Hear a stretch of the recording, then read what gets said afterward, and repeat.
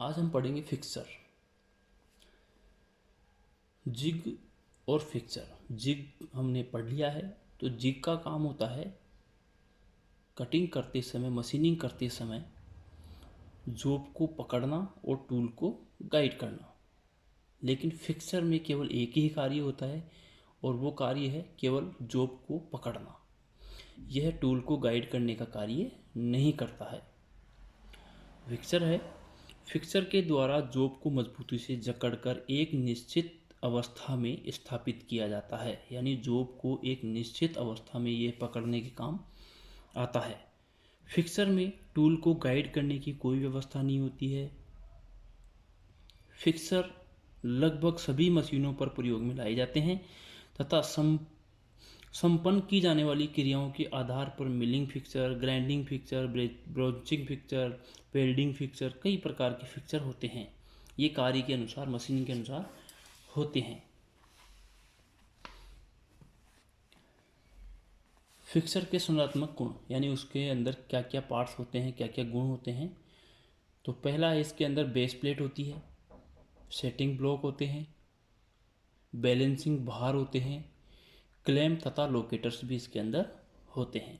तो पहला है बेस प्लेट। फिक्सर को मशीन की टेबल पर पकड़ने के लिए बेस प्लेट का प्रयोग किया जाता है, क्योंकि आधार जरूरी है। आधार को इसके द्वारा क्लैंप किया जाता है। इसमें खांचे बने होते हैं। जिस बेस प्लेट में टेनेंस होता है जो मशीन टेबल के साथ जुड़ा होता है, यहाँ पर एक टेनेंस है, ये इसको गाइड करने का कार्य करता है। फिर है सेटिंग ब्लॉक। सेटिंग ब्लॉक का प्रयोग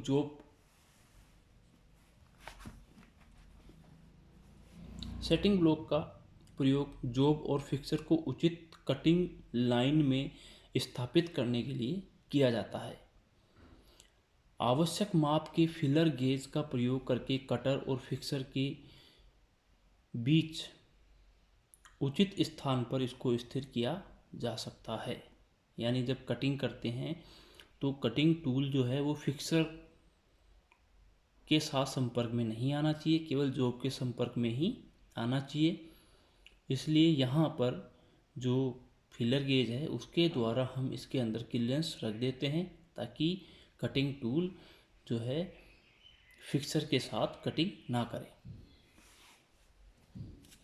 फिर है बैलेंसिंग वेट। टर्निंग और गोलाकार ग्राइंडिंग फिक्सर में असमान जॉब को बैलेंस करने के लिए उसमें आवश्यकता अनुसार अतिरिक्त भार लगाया जाता है, जिससे बैलेंसिंग वेट कहते हैं। टर्निंग फिक्सर में बेस प्लेट को फेस प्लेट के ऊपर जकड़ा जा सकता है। यानी बैलेंसिंग वेट होता है, जो अपना जॉब है वो अनियमित आकृति का होता है, किधर कहीं से मोटा तो कहीं से पतला। तो वहाँ पर क्या होता है कि जब मशीन चलती है तो मशीन चलते समय इसमें कंपन होने लगता है। अनबैलेंस होने के कारण कंपन होने लगता है, जिससे कंपन होने से जो मशीनिंग है वो सही तरीके से नहीं हो पाती है। इसलिए वहाँ पर बैलेंसिंग वेट लगाना ज़रूरी होता है। जैसे यहाँ दे रखा है, ये एक लेथ मशीन की जो बोलते हैं हम प्लेट है, ठीक है। इस प्लेट के ऊपर यहाँ हमने ये जॉब क्लैंप किया है, नीचे एंगल प्लेट है और यहाँ पर हमने एक जॉब क्लैंप किया है। तो इसका भार एक तरफ ज़्यादा है। भार एक तरफ ज़्यादा होने के कारण जो है, जब इसको गोल घुमाएंगे, तेज़ गति पे घूमेगी तो ये कंपन करेगी।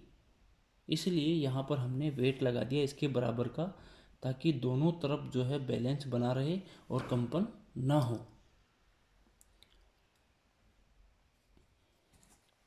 अब है क्लैंप तथा लोकेटर्स।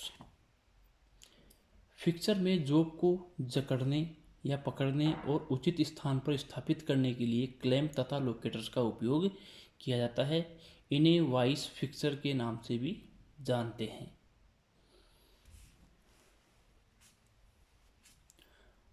अब है फिक्सर के प्रकार। किसी भी कटिंग प्रक्रिया के लिए जॉब को मशीन के बेड पर पकड़ना आवश्यक होता है, यानी मजबूती के साथ उसको रोकना आवश्यक होता है। अगर नहीं रोक पाएंगे तो जॉब है अपने अवस्था से हिल जाएगा और जो एक्यूरेसी है जॉब साइज़ की वो ख़त्म हो जाएगी।